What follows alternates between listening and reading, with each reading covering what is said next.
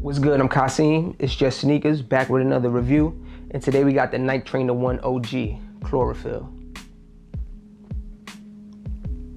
Originally released in 1987, these were designed by Tinker Hatfield. As the story goes, he was at his local gym and noticed people coming with bags of sneakers for different activities. So he had the idea to make one shoe that can be used for all sports and activities. The CW itself is said to be inspired by the colors of his local gym. This shoe was made famous by John McEnroe, as well as, other tennis stars like Andre Agassi. These have been retroed a number of times throughout the years. Most recently in 2020 as an SB. I do have that pair. I'm likely gonna do a comparison video for those who are interested. These were a pretty wide release. By the time this video comes out, I don't know if they officially released in the US. The US release date keeps getting pushed back. These dropped about a month ago in Europe. And I purchased these from a US site. Some US accounts release their pairs, but I know the Nike official account has been pushing these back. So by the time this video come out, these might not be officially released. These were an easy cop. For the most part, they were just sitting. And to be honest, these usually do sit and they usually go on sale or clearance most of the time when they release. Now, before we jump into the full review, just want to take a quick look at the box. As you see, they retroed the box. It's not the orange Nike box. Kind of got the retro vibe, similar to how the boxes were back in the day. Not mad at that. Now let's jump into a full review of the shoe. The shoe, for the most part, is comprised of suede, like the suede felt nubuck, and leather. The leather quality on these isn't the greatest. It's like that plasticky leather that a lot of Nikes have these days, but it isn't the worst at all. The leather quality is better on the SBs, but that's kind of expected on an SB. But overall, the shoe it's in OG form as much as can be. Out of all the retros that's released over the years, this is the most true to form. Now let's start at the toe. The toe, we got this light gray suede. As far as the quality of the suede, like I said, it isn't bad. It isn't the greatest, but it's definitely not too cheap. It has some of that back and forth traction that people like. That's going all around the shoe to the mud guard, which gets intercepted by this leather right here. Now we can move to the toe box. The toe box is this leather. We have a couple perforations here, similar to the OG. We can move up towards the tongue. First thing we see is this gray suede. And of course, we have this strap, which is it's like a hard plastic, and it has Nike written in this chlorophyll green. Move up, the eyelets are this gray suede, along with these chlorophyll green hits at the top.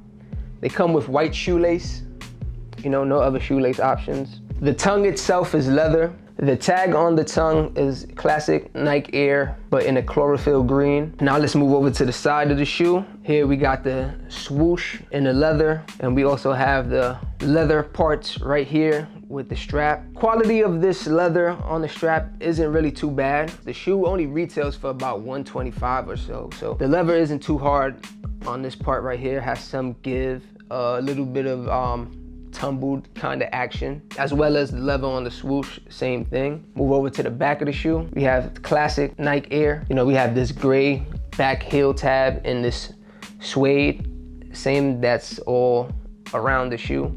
Inside of the shoe, the inside of the shoe is pretty just plain.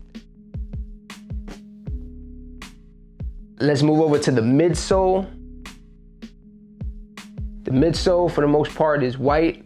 And we have this bump right here, which is featured on a lot of cross trainers. To be honest, a lot of cross trainers in 90s retros have this sort of bump here. Now to the outsole, black, white, gray, here the chlorophyll green. Pretty standard, That's a look at the whole shoe. OG, you kind of know what to expect with these.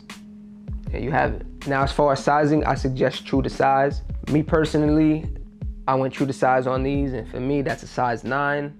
To give you a point of reference, I'm a 9 in Jordan 1s. Most Nikes, to be honest, besides like Air Force 1s, for the most part, I'll have a size down on those. So I suggest go true to size on these. As far as comfort goes, I'm gonna keep it real with you. These are some of the most comfortable Nikes out on the market, especially for some new retros.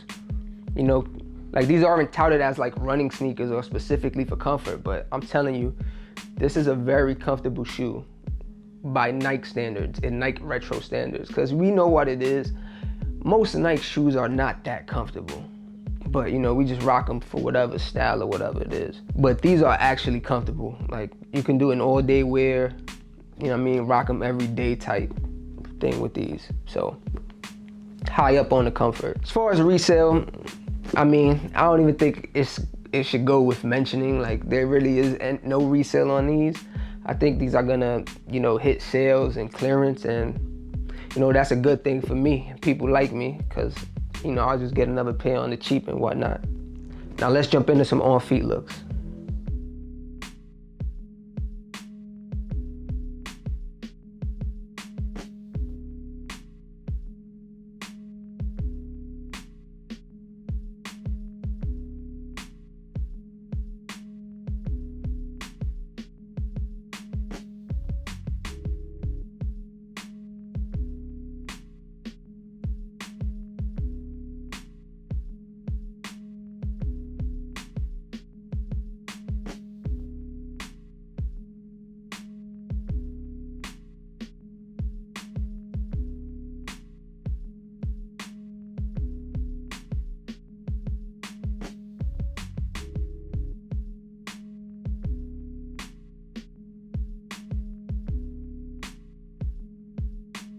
Now for my thoughts on these, of course I'm rocking with them. This is a great retro. This retro iteration right here did not disappoint. I was actually looking to get another pair anyway. Like I said, I got the SB pair. I was looking to get another pair of SBs, but those aren't around too often, so these release right in time. To me, these go with everything. Like honestly, like there's not pants, shorts, damn near every color, in my opinion, I can wear this with. So this is gonna get a lot of wear from me. Yeah, so yeah, man. Like I said, 1-to-1, and I really have no complaints. Even the retro price was great, you know? They didn't put them up to like 150, 160, 170 or something. They kept them at 120, 125, something light. And yeah, we here. But I wanna know what y'all think, man. Are y'all rocking with these? Have you ever had a pair of Trainer Ones? Are you one of those people that cop every time they drop? Or it's your first time really getting a look at these and you looking to cop? I say they'll go, in my opinion, but I wanna know what y'all think, so. These are sitting, you got a chance to pick them up. Or, you know, even if you didn't pick them up, I just wanna know your thoughts on these. So there you have it. Like, share, comment, subscribe, all that good stuff. I'm Kasim, it's just sneakers. Peace.